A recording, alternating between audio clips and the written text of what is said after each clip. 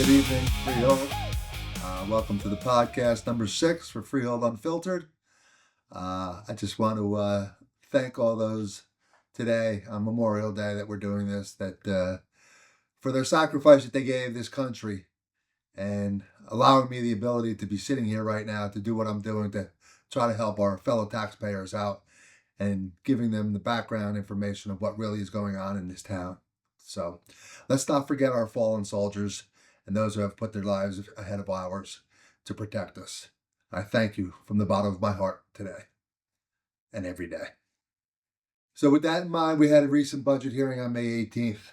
And if you didn't tune into that meeting, you missed quite a bit. And I hope to catch you up on all that. Freehold Borough's budget in all the years that I've been doing this, which is about 40, is one of the most atrocious budgets I've ever seen. It was submitted to the state, and at the last minute, they got approval to adopt their budget with an amendment being carried forward to the meeting on May 18th that was posted on Monday once they got approval from the state. We'll start off with the highlights of the budget. They would like to tout that the tax rate has dropped once again. Well, the tax rate drops because they keep increasing our assessed values.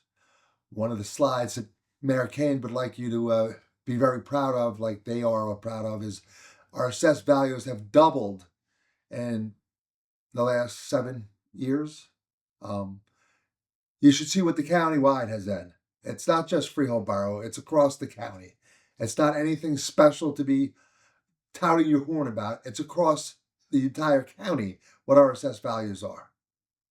It's something that with the demonstration program that we're in is an automatic thing that we're going up every year. It's just a matter of how much. If you want to really say something, why don't you look at the percentages that we've gone up compared to the surrounding communities?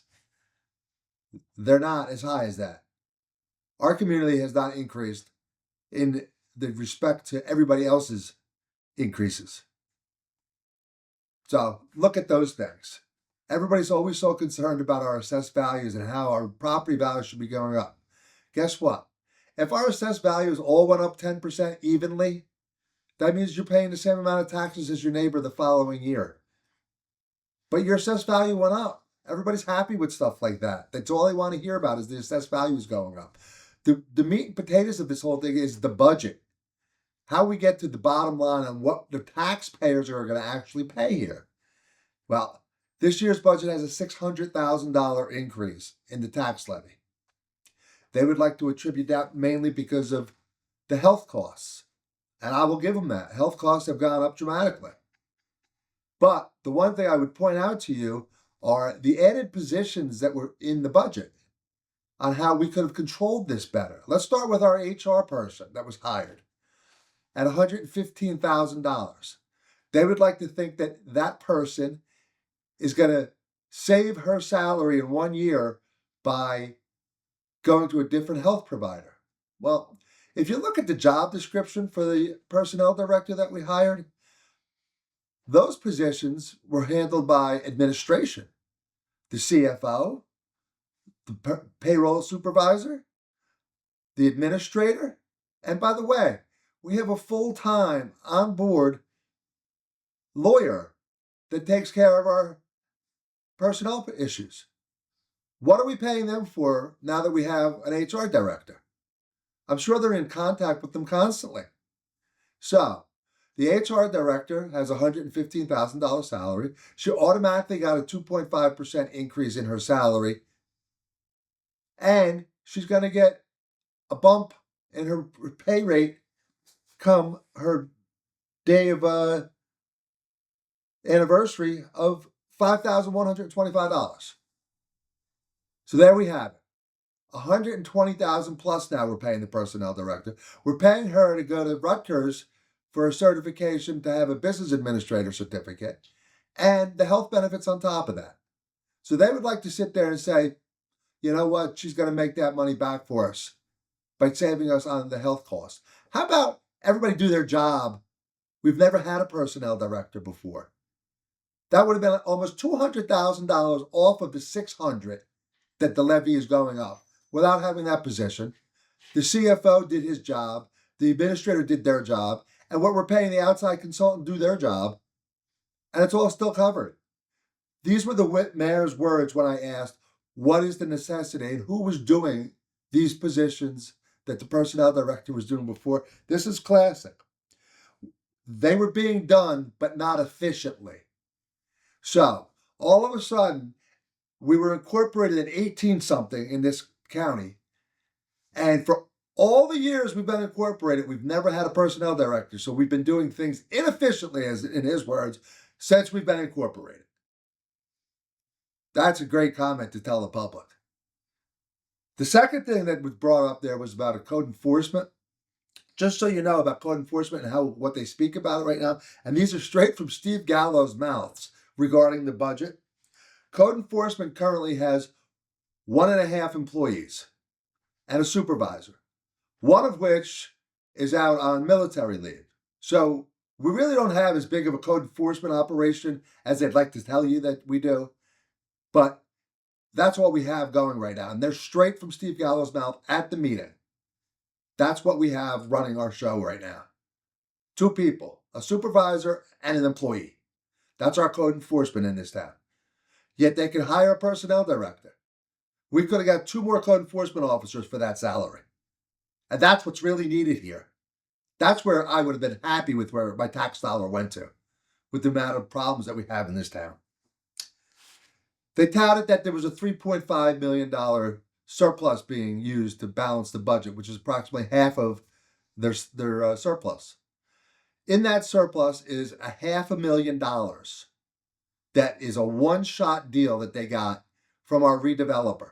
We won't have that $500,000 next year. That's what helped them put over the top to be able to balance this budget.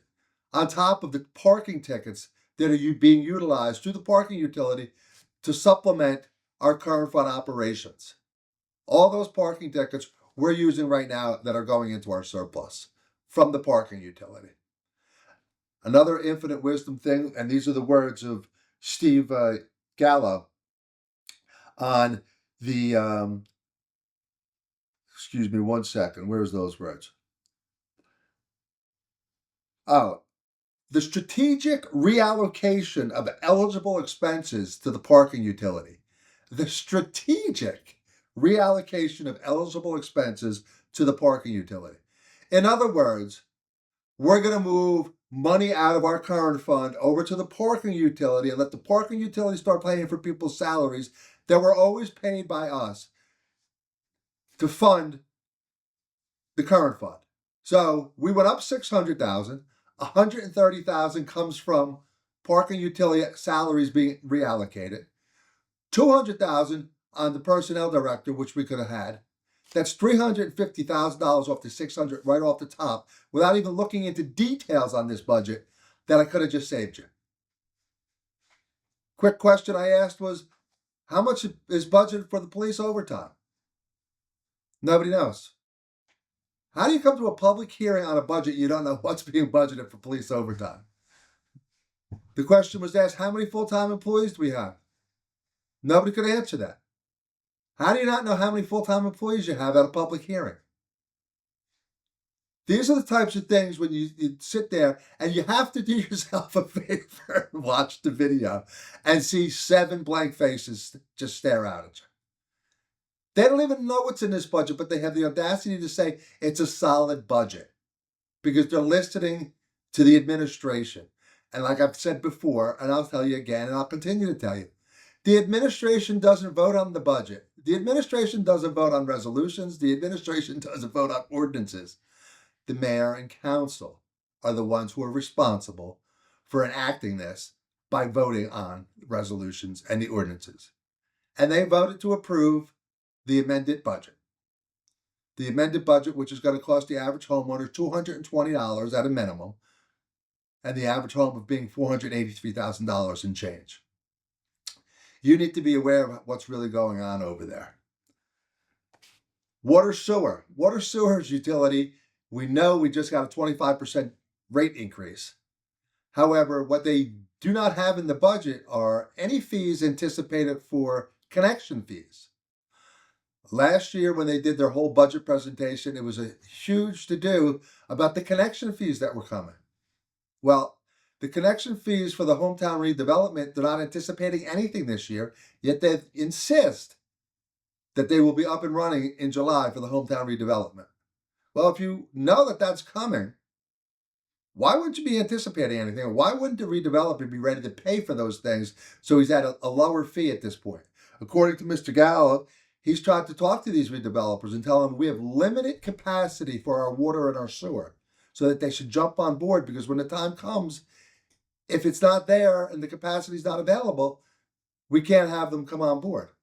Well, since we lost Nestle's, I think we have quite a bit of capacity. So I'm not sure that's a concern at this point to anybody that we have limited water and sewer capacity. Nestle's was a huge, huge part of that. So unless something's going on over there that we're not aware of right now, there's plenty of capacity. What else do we want to talk about on this budget? Parking meter revenue has increased from $244,000 in 23 when we started to $582,000. So they're making money over there, and they guarantee us that the market yard will be paved this year. So just be aware of all that out there. So as I was saying, the budget itself, I was very shocked, like I said in the previous podcast, that this would be allowed to be adopted. They told me that the state approved this budget to be adopted, even though there are numerous statutory violations in this budget. I have since emailed and Oprah'd the state of New Jersey for certain documents and an explanation on how they allowed a budget like this to be adopted, with all the problems that were in it and all the statutory violations that would require a public hearing on that amendment that was done.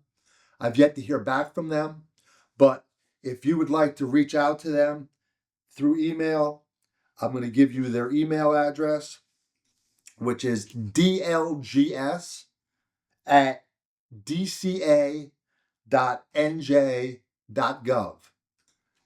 dlgs@dca.nj.gov. And you can email them directly with any questions you might have regarding Freehold Borough's budget and or the emails that I've sent them requiring comments back. So we have an answer on why this was allowed to be adopted. Also, I'd like to point out any questions that you might have regarding any of our conversations that we have here. You can email us directly at freeholdboroughtaxpayers@gmail.com. Freehold, BORO, taxpayers@gmail.com.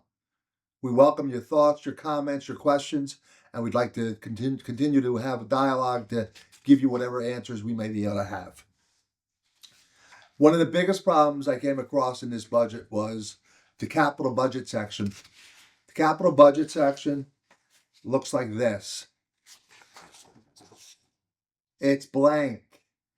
12 pages of blank documents in their capital budget. Not only in what was submitted to the state, not only what was on the website of Freehold Borough, not only from the document that was picked up from Freehold Borough, every one of them are blank on the introduced budget and the adopted budget. And when I asked the CFO at the public meeting, are these pages still blank? The response was, I think so. Statutory violation. They're not allowed to have any ordinances introduced this year because they have no capital budget. There's nothing going to happen here. It just, after doing this for 40 years, I wish I had an answer for you. I don't know how something like this is permissible at the state, that they would allow them to get away with this. Another one of the things that the state allowed to happen was there's a increase in fees in the water sewer connection fees. Water sewer rates by ordinance. They needed to submit to the state the backup for that. The state never even asked for a $1.2 million backup. Excuse me, $1.2 million included in the water sewer budget. The state didn't even ask them for the backup for new fees. That represented over 20% of their operating budget. I'm not sure what's going on here, but there are a lot of questions that need to be answered by the state regarding this budget and how it got through.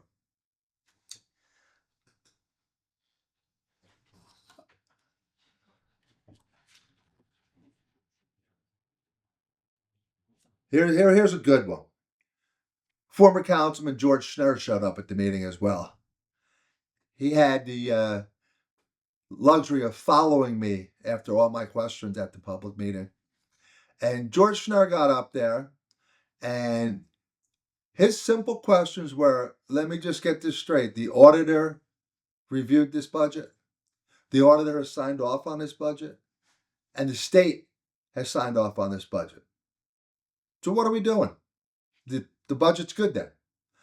Well, I just give Mr. Schnurr a little education because, he has 2 kids that are involved in the industry and he thinks he knows a little bit more than he does. The auditor's only responsibility is that it adds correctly. They don't get into much further detail than that. So for him thinking that the auditor being involved in that has anything for credence purposes, it's very limited. Unless you actually are engaging the auditor to do the actual work, like they do for your AFS, and you pay them to do the annual financial statement instead of the CFO doing it, which had never been done in the past. It was always done in-house.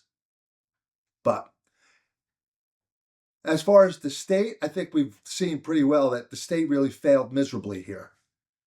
And until we get those answers from the state, none of his comments hold any water. But I'm glad he can make it out to the public for whatever reason and make those comments for whatever purpose for this council to have. That was a nice one for George to show up for. I always love seeing George because, George always has all the answers. One of the comments that was made by Mr. Gallo was regarding our personnel director that was just hired, and that the salary that person is being paid right now will be saved by the new health insurance that they're pursuing. Well, his exact words is that this person will dive into and pull it apart to see if it's actually representative of the savings. What does that actually mean? The CFO always did that. The CFO was responsible, along with the payroll supervisor, to look into this stuff on the savings and analyze those savings. And that was all part of their salary, whether they're part-time or full-time. Now we have another full-time person taking that away from this chief financial officer. What is the chief financial officer doing? Because we saw what the budget looked like. So we need a little help there. I don't know what we're spending all this money on. And the recreation supervisor that we have now and the salaries they're making. And just so you know, just for final clarification, on the anniversary date of the CFO, he will get a step increase in his salary to the tune of $9,170. $9,170 will be a step increase for our new CFO. He will be making $153,000 after being hired at $140,000 in 1 year with the type of work that we're getting out of him. His only concern, and one of his last questions when he was hired, was, when do I get tenure? The person's here to collect the paycheck, and it's on our dime that he's collecting it. And the work is not being done. The budget, I don't know how much more I can talk about the budget. It's been adopted. We're stuck with it now, unless the state comes back and says differently, but I doubt they will now that they put their green thumb on it. The rest of the agenda was pretty routine. We had a hearing, second reading on the ordinance for the salaries that I just spoke about. That was adopted. We had a first reading for 500 Park Avenue redevelopment plan. And then we had a general consent agenda. Didn't have too much in there to speak about. They changed some names of the streets for the Memorial Day parade today. And had some sidewalk cafe licenses for Sweet Lou's and some personnel actions. Then we had the approval of bills, public comments, and the council's comments. During public comments, I asked the question that they had mentioned previously in the meeting about there has been no litigation between our current redeveloper and the town. That's their exact words. I had opened a document for a deposit of $3.2 million that took place on February 26th of this year. And the response I got was that I couldn't have access to it because it's in litigation. So, Mr. Gallo, in his play on words, sat there and told the public that I assumed something. Well, as you know, or don't know, my past experience was a municipal auditor. And as a municipal auditor, you never assume anything because you make an ass out of you and me, and Mr. Gallo certainly did it. By presenting himself the way he presented himself, talking to the public, which is me, telling me to sit down. That's a public official up there, and that's how he treats the public. That's who we're paying right now. It was really, really disheartening the way he acted. But I never assumed anything. The facts of the situation were is that I opened a document for a deposit that the town made into their funds. There's a document that goes with that. If that's in litigation, why didn't they just deposit it into an attorney's trust account so that nobody knew it was in litigation and that nobody would even know it was out there? This $3.2 million supposedly is for one of the properties they're trying to acquire. And they didn't want the person who they were acquiring the property to know what the money was that was there available to them. You put it into your bank account. It's a public notice. It's a public document now. I don't understand why it was never just given to the attorney. Even if you had an inkling that it might go into litigation, the wise move would have been to put it into an attorney's trust account and never have it cross the playing field of the borough's records. So, that was his play on words over there. But just so you know, the $2.8 million that's still owed to the borough, 451 West Main Street, where they're supposed to start the redevelopment, the borough still owns because they do not have $2.8 million in their bank for that yet. That was the final verdict of what came out of that whole conversation. So we still own where the redevelopment's supposed to be. Yet they claim that there's going to be a shovel put in the ground in July. Things are going to have to move real quick now in the next month, I believe. And they only have one meeting. That's June 15th. June 15th, they have the Downtown Improvement District's public hearing on their budget. So if you have any questions about what's going on downtown and the way their budget's being done, come on out to the June 15th meeting. I'm glad you could join us again today on this special day for Memorial Day. Thank you for all those who have given more than we can ever give. And I'm glad you joined us. And remember, send those emails, send those questions, send the comments to freeholdboroughtaxpayers@gmail.com. Have a good evening. Turn the volume up to me now. What they said, what it means. Clear as day between the seams. Freehold Unfiltered. Freehold Unfiltered. Hear it straight, hear it clear. For the folks right here. Freehold Unfiltered. Freehold Unfiltered. Meetings made plain, so you know what changed.